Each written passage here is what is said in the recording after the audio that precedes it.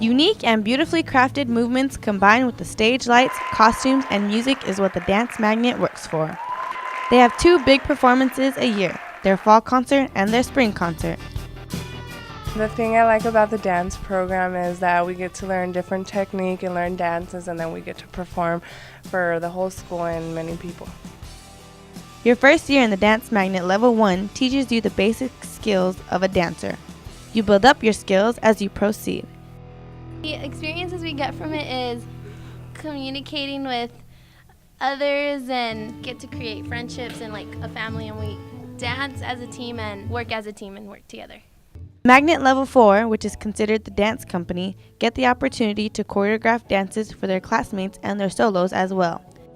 The Dance Magnet here at South Mountain is also an accredited magnet and goes towards dance in college.